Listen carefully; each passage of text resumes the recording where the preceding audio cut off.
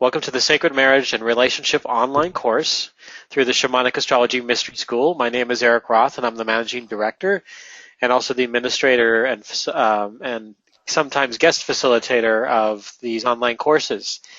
And this course is being taught, facilitated by Daniel Giamario, the originator of Shamanic Astrology Paradigm, and Cayelin Castell, the co-founder of SAMS and the creative director of SAMS.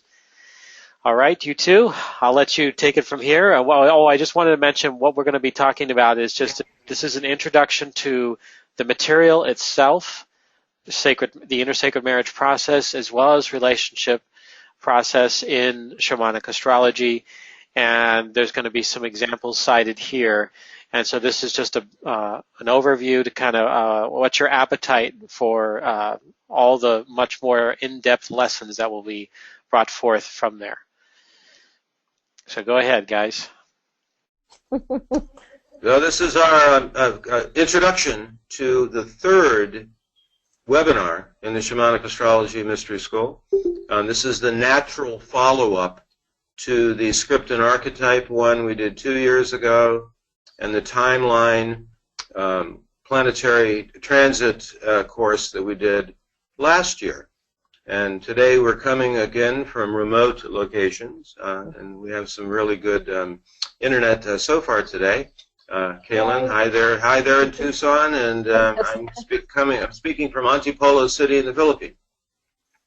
And we want to discuss with you today to give an overview of what it is that we'll be covering in the course that begins in February. It'll be really similar in format to the way we did the last two. And we just wanted to talk with you a little bit about what we plan to cover in each class between February and July 23rd. And this is really exciting material. I just want to say that this has been our most popular and most favored class over the years. Not that all of them, I mean, all of them are amazing in and of themselves, but this one is content you won't find anywhere else in the astrological world. It's really empowering to our personal relationship with ourselves as well as to our relationships with our beloved others. This particular course follows naturally from the first two. There's a great advantage if you've taken the first two, because we don't really cover the relationship material and this process in the first two. But it's not absolutely necessary that you've taken the first two. You can actually check with us if you have any concerns about whether you're going to be able to follow it or whether you're qualified for it. We have in the past with the in-person courses certainly not turned anyone away, if they were really interested in learning all this. So in the first class, which will be February 19th, this will actually cover kind of as a global and historical overview the way the 12 mystery school, 12 signs, how they have differed over time in their approach to relationship. We'll be covering in some detail how each of the 12, but also within the three categories, the ones that are householder, culture bearer, the ones that are self-interest or self-exploration, and the ones that are in service to spirit, how globally and historically they've differed in their approach to how relationship and partnership works. Also, we'll be exploring in some detail the difference between, it's a key concept actually, it's like the difference between essence and content. So for example, I'll just give one example.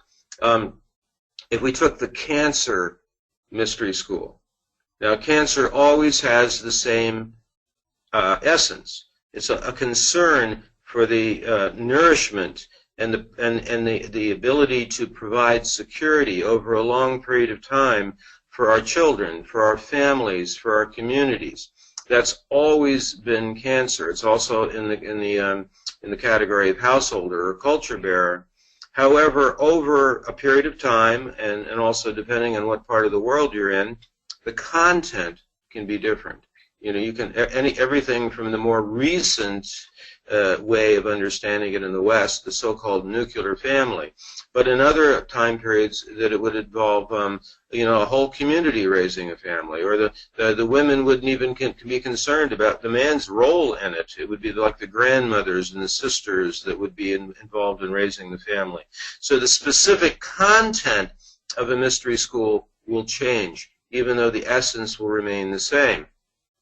In this discussion about the 12 mystery schools and their approach to partnership and relationship, we'll also be looking at things like the difference between certain hierarchical relationships as opposed to lateral or horizontal relationships.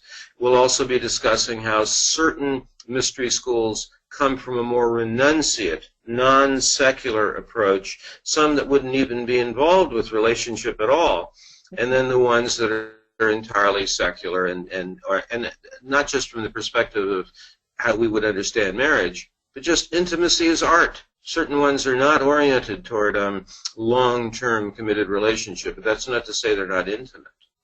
So that's just a little flavor for that first class.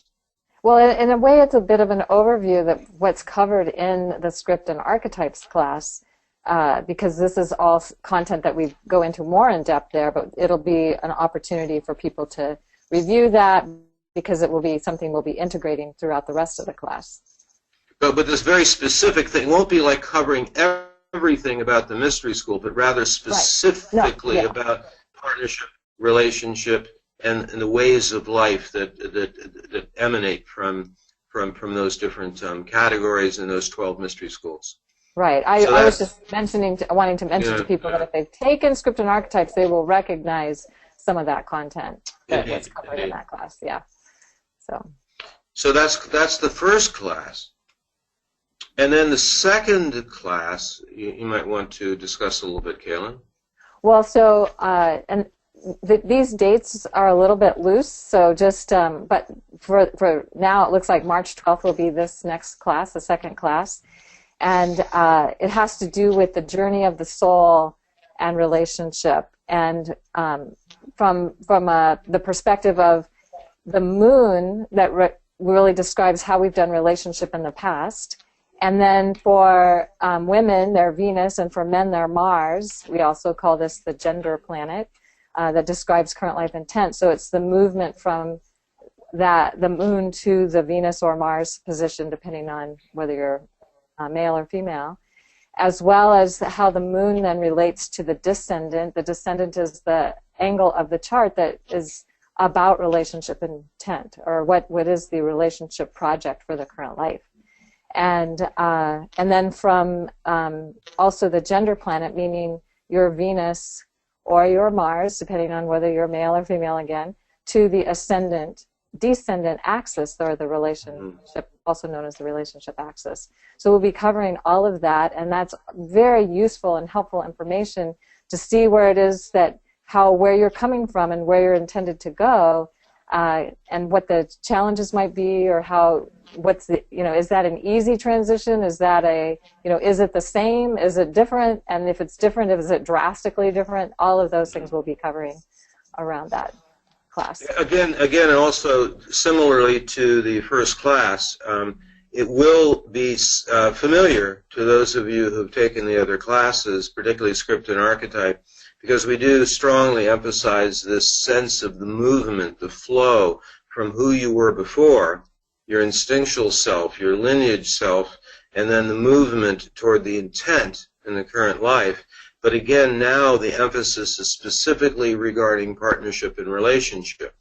So one quick example, if a person had a Libra moon, which would have the expectation and the skill set of easily finding the right partner, having already been with the right partner for many lifetimes, as it were, and then you expect that will continue. And then what happens is you incarnate, say, with Venus and Gemini, or Venus and Aquarius. I'm speaking of female now. But although the same thing would apply if a man had the Libra moon and had Mars and Aquarius or Gemini. as an example of extreme contrast, that now the intention is to learn how to be more of a free electron, to develop some independence, to not define who you are but who you're with. And there's so many innumerable possibilities there as far as the contrast. And then there will be individuals where it's really the same. And then we have to cover what are the, how do you navigate it if, say, if you have a Libra moon in Venus or Mars in Libra. You know, there's certain distinctions there, which is really connected then to how content changes relative to essence.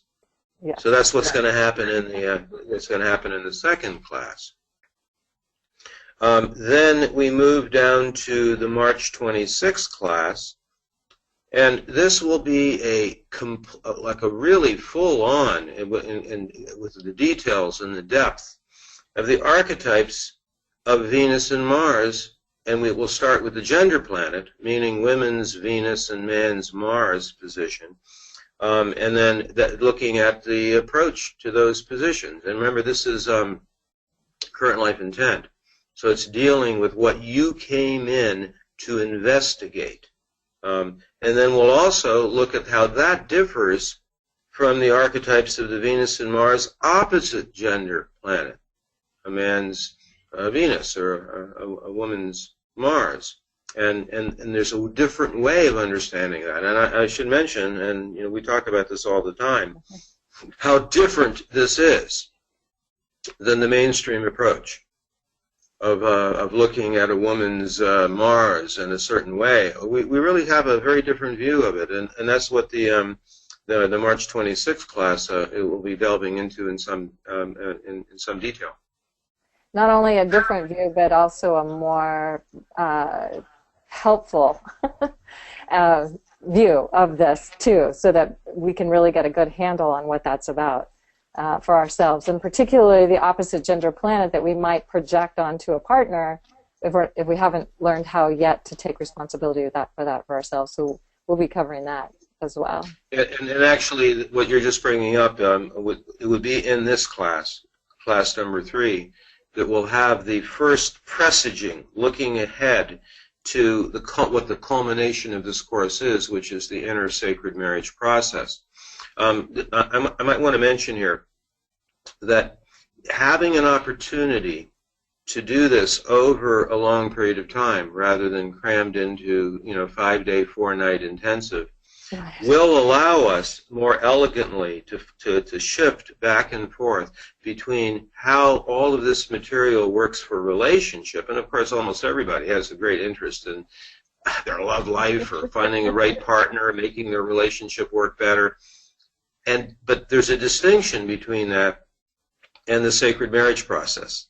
And I think it'll be easier for us to flesh out the difference between those in this longer course.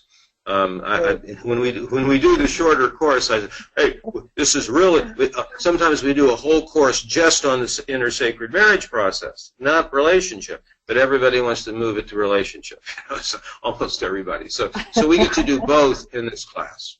Yes, we're so lucky that way. Right. So then on April 9th, we'll be doing the class on relationship intent. And this is really looking at the ascendant-descendant axis. We call that the relationship axis. The ascendant having to do with the relationship to self, the descendant having to do with the relationship to others. But these 6 axes have a specific intention. So if you are going to engage in external relationships, it gives you the sense of what the bottom line is for that, what's the most important factor, and it's different for different people. So for example, Libra Aries, the focus really is on the relationship and how to know more about yourself through the relationship, etc. If you've got Sagittarius or Gemini, it's about how the relationship supports the spiritual quest. So that just gives you a sense of how that's very different. And Sag Gemini may not spend a lot of time together. They may have their separate things they do, and then they come together. So there's different ways that those will manifest, and this class will really give us the in-depth look at what that's all about. The way I like to summarize this part of it is that, and I'll say this in my private sessions, after maybe looking at the Venus and Mars positions and even the projected images, I'll say now, there's a very important question.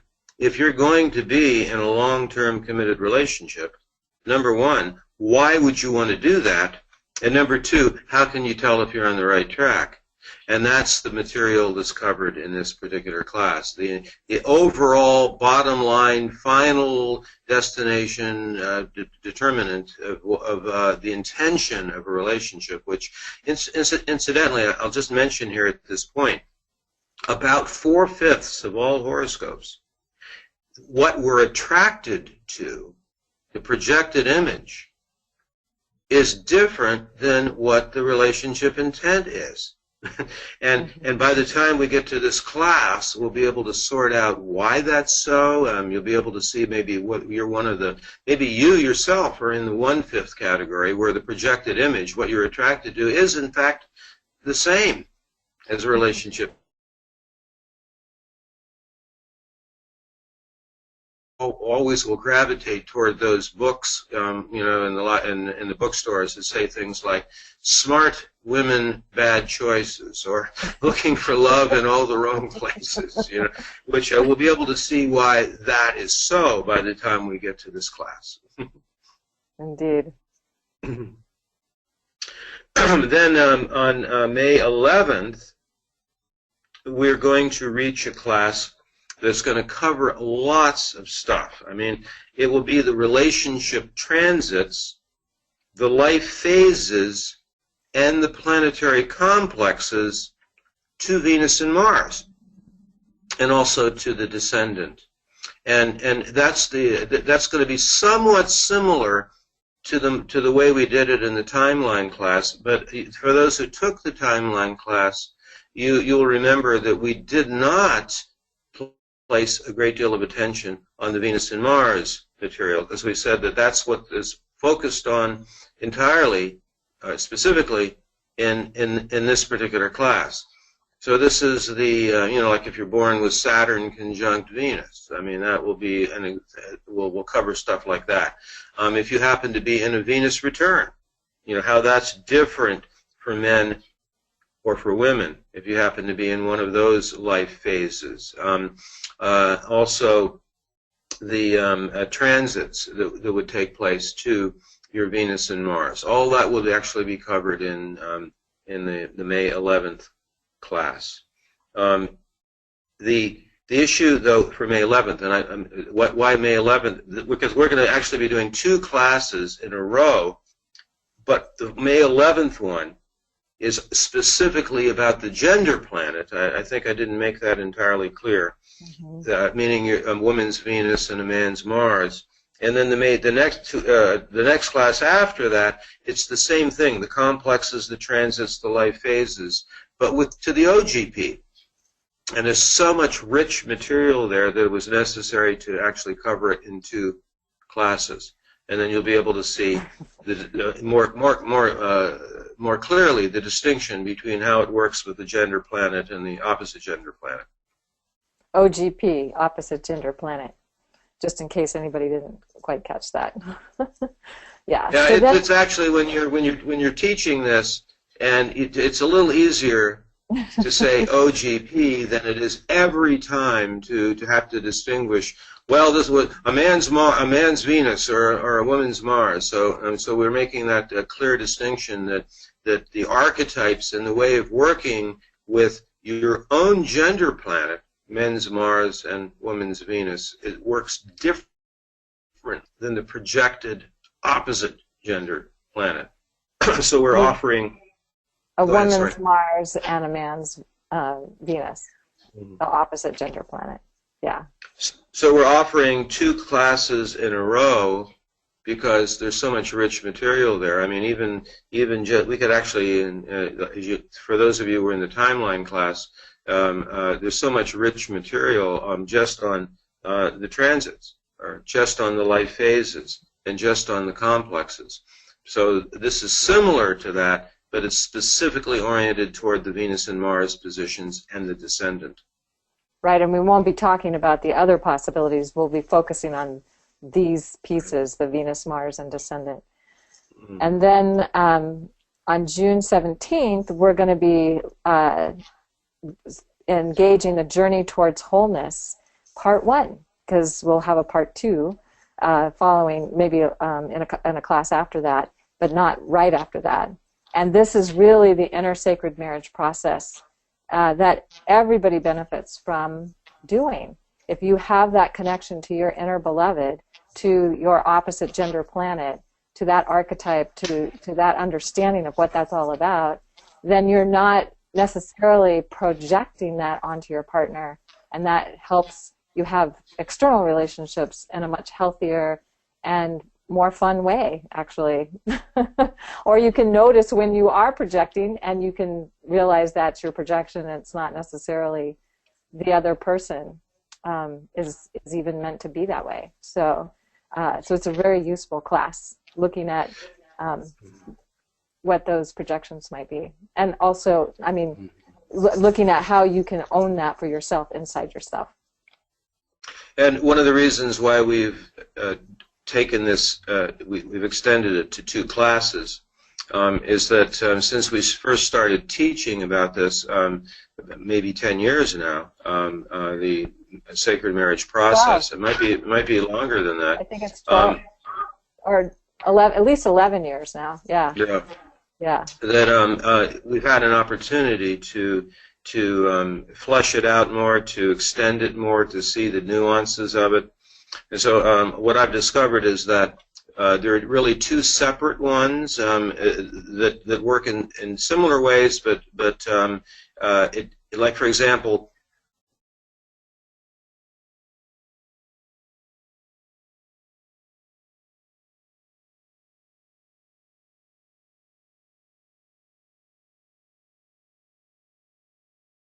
and that's useful hugely, particularly for people who don't have a birth time. You know, wouldn't even know the ascendant and the descendant, but it works on its own level. That's whether you want to try to make a relationship better or not. What you might not even want to be in a relationship, or it might be something that's completely easy and handled for you.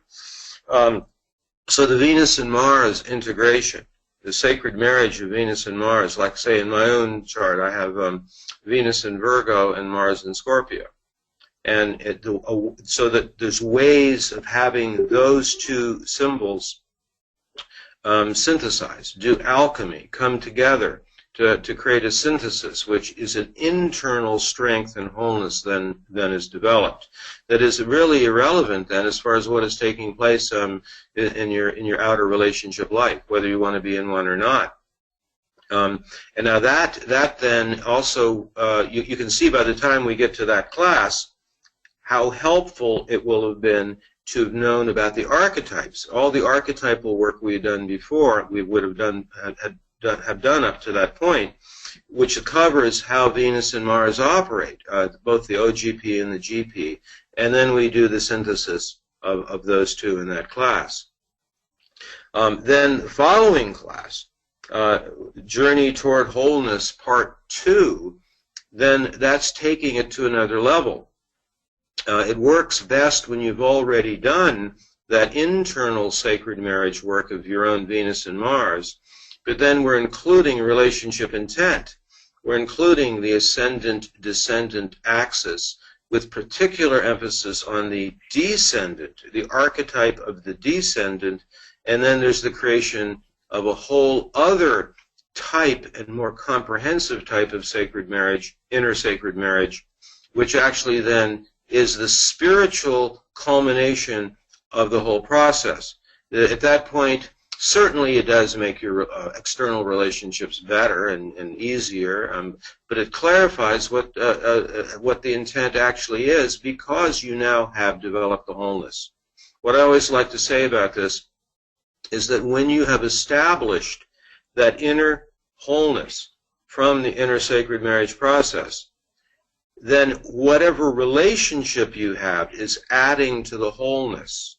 Mm-hmm. It's not like you need to find someone to create wholeness, but it's adding to the wholeness. Yeah. Beautiful. And then from there, what we're going to do is look at synastry, and this is something that by taking two charts and looking at what the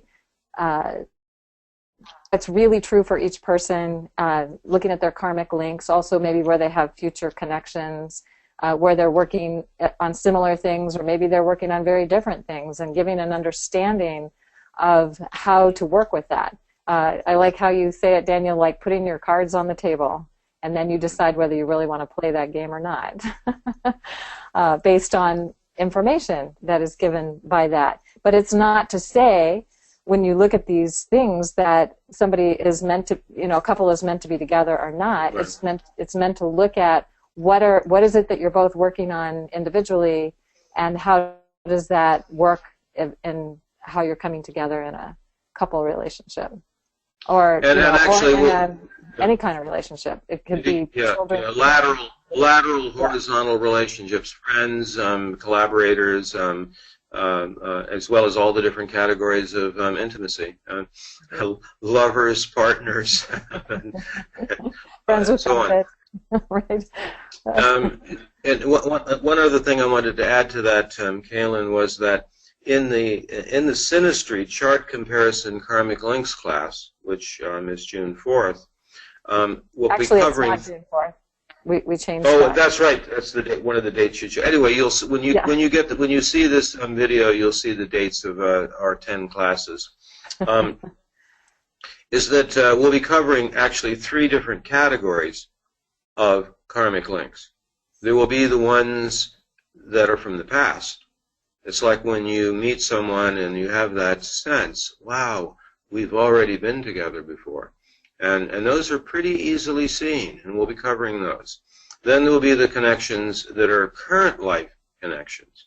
Something like if you meet somebody whose Mars is conjunct your Venus, or your Sun is conjunct their Mars or Venus, something like that. I mean, these are current life connections. They're not stemming from the past, but they're visceral in the current life. And then there's my favorite of all of them, which is the future or progressive, or the ones that are connected to current life intent, where 2 charts come together, and it's easy to see that the souls are flowing in the same direction. I'll give just one quick example. Is if you have one chart, let's say, that has 17 degrees Libra rising, and then you meet someone whose North Node is 17 degrees Libra. It's like when you have the nodal axis in alignment with one of the major axes on an individual chart, the nodes with the axis. And so those are an example of the ones that are entirely future-oriented, and actually soul-making connections, I guess you could say. So we'll be covering those distinctions in the Synastry class. And just to say, they are not necessarily going to work in a long-term way, those future, past, or current connections, but they do give you a sense that there is some reason that you've come together, whether it's in the short term or the long term. Usually what I've noticed is that these ones, like these nodal alignments with an axis, you kind of have to choose to go there. There's nothing that forces you to do it. But if you do, the odds are very high that it's serving the soul's purpose of both individuals. Yes, beautiful.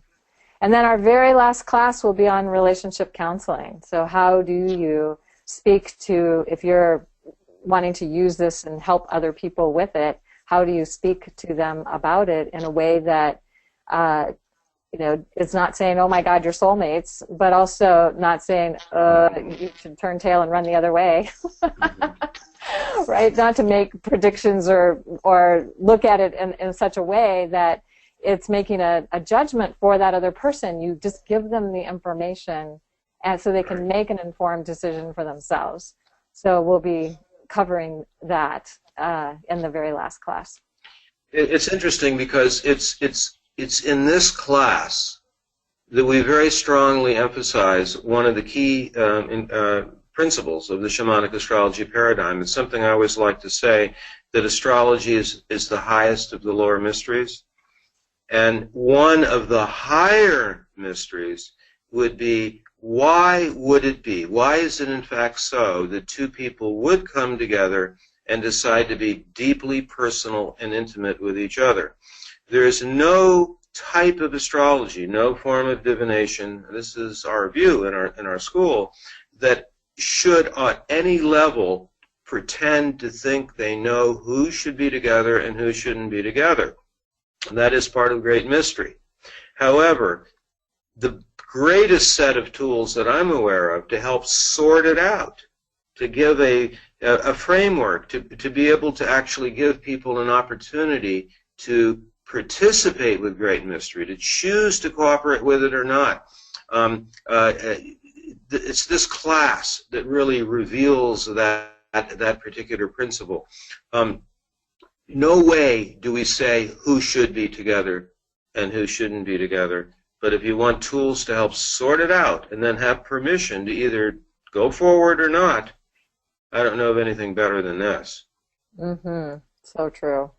So that covers all of our classes that we'll be doing, unless we decide there was something we missed and we might add something along the way. But for the most part, this is the overview of the class. We hope you'll join us. It's an amazing class, and we'd love to have as many people participate with us as we do this for the very first time online. We will also be providing you with videos to watch and other teaching material and exercises. Exercises, yes. Same essence, different content. Deepening exercises, or right?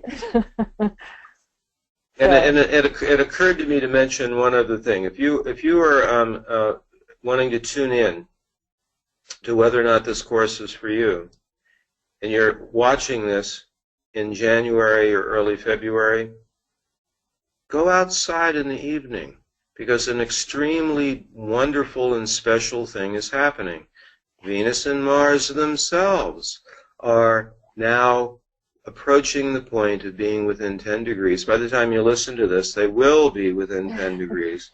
And you'll see Venus and Mars as one of the more spectacular and interesting portions of their dance together are together in the sky. So that's kind of the signature of this class are actually you being able to see in the sky Venus and Mars together as we approach the beginning of this class. As they are doing their own sacred marriage. So how perfect and timely is this?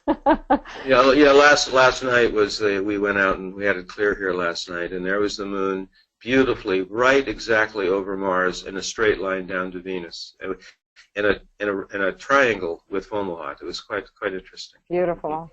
It was cloudy here, so I didn't get to see it.